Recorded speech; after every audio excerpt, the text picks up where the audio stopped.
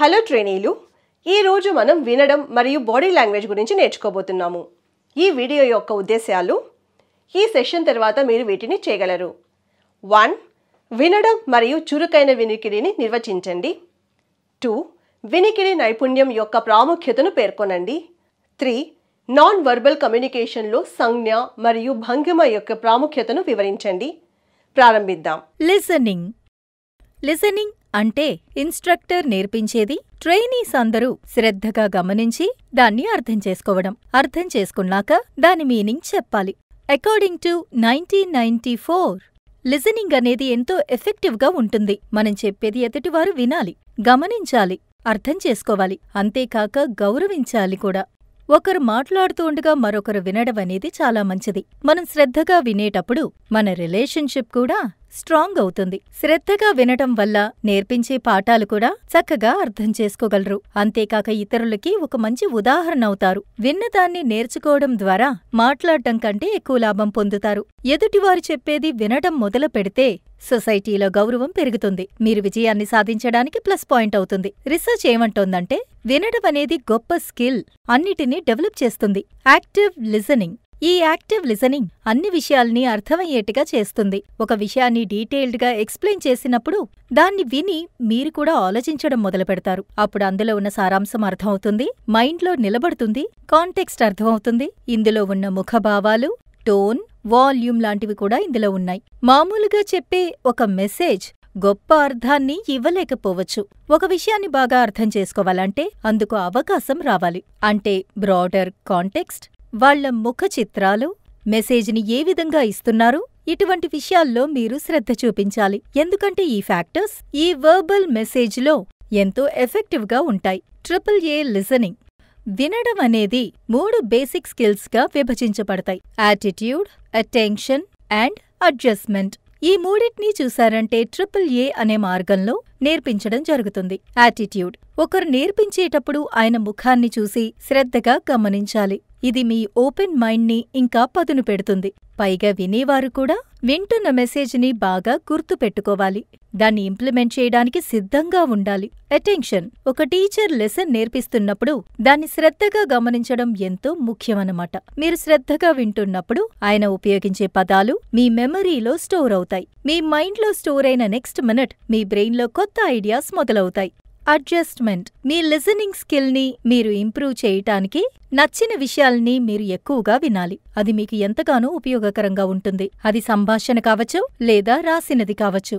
దీనివల్ల ట్రైనీస్ ఏవైనా కన్ఫ్యూజ్ అయితే కనుక వాళ్ళు క్వశ్చన్స్ అడిగి వాళ్ళ సందేహాల్ని క్లియర్ చేసుకోవటానికి ఇదొక మంచి స్టెప్ అవుతుంది. యాక్టివ్ లిసనింగ్ కోసం కొన్ని టిప్స్.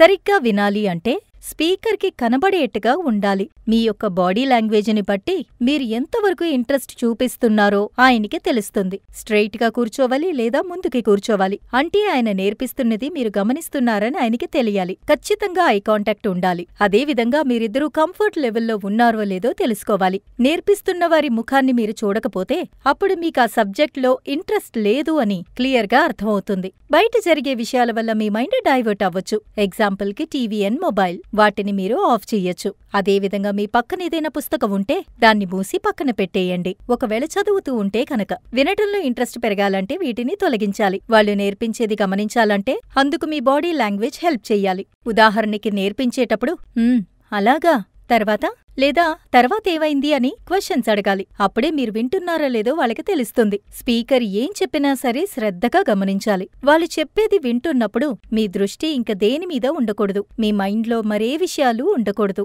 వేరే విషయం మీద మీ మైండ్ డిస్టర్బ్ అవుతోంది అంటే దాన్ని తొలగించండి. స్పీకర్ చెప్తున్నది మాత్రం శ్రద్ధగా గమనించండి. కంటిన్యూస్గా కాన్వర్సేషన్ ఉండాలి. ఓపెన్ మైండ్తో వినాలి. నేర్పించేవారి మీద తప్పుడు అభిప్రాయాలు ఉండకూడదు. వాళ్ళు నేర్పిస్తున్న పాఠాన్ని గౌరవించాలి. సందేహాలేవైనా ఉంటే అడిగి క్లియర్ చేసుకోండి. ఆయనతో డైరెక్ట్గా మాట్లాడండి. కానీ స్పీకర్ మాట్లాడేటప్పుడు ఆయన పూర్తి చేసేదాకా ఆగి తర్వాత మాట్లాడండి. ఆయన మాట్లాడుతోండగా మధ్యలో ఆపకూడదు. మీరొక డౌట్ని అడిగి అది ఆయన క్లియర్ చేసిన తర్వాత మీకది అర్థమైంది అని ఆయనకి క్లియర్ చెయ్యండి. అప్పుడే మీకర్థమైందో లేదో ఆయనకి అర్థమవుతుంది. స్పీకర్ని పూర్తిగా మాట్లాడనివ్వండి.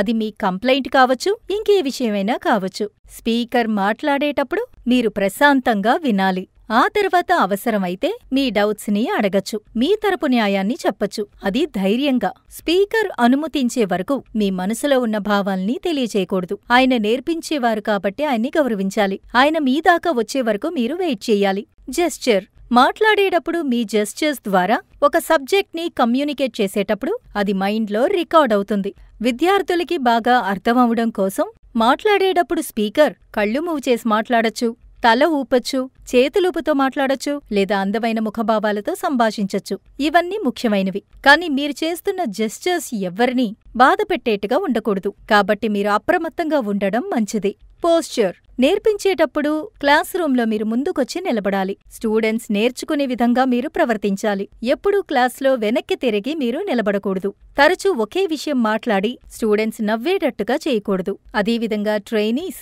చక్కగా నవ్వుతో మీ దగ్గర నేర్చుకోవాలి. సరే, ఇంతవరకు ఏం నేర్చుకున్నామో ఒక్కసారి రివైజ్ చేసి చూద్దామా? ఒకరు మనతో మాట్లాడుతున్నప్పుడు మనం వింటున్నాం కదా, అది మన మైండ్లో ఖచ్చితంగా రికార్డ్ అవుతుంది. దాన్ని అర్థం చేసుకుని ప్రవర్తించాలి. దీన్నే కమ్యూనికేషన్ స్కిల్ అంటారు. ఒకరు మాట్లాడుతున్నప్పుడు శ్రద్ధగా వినాలి. మీరు వింటున్నారని ఎదుటివారికి తెలియాలి. ఈ సెషన్లో బోధించిన ప్రతిదాన్ని మీరు అర్థం చేసుకున్నారని ఆశిస్తున్నాను. మరో వీడియోలో మళ్ళీ కలుద్దాం. అప్పటి వరకు ధన్యవాదాలు మరియు గుడ్ బై.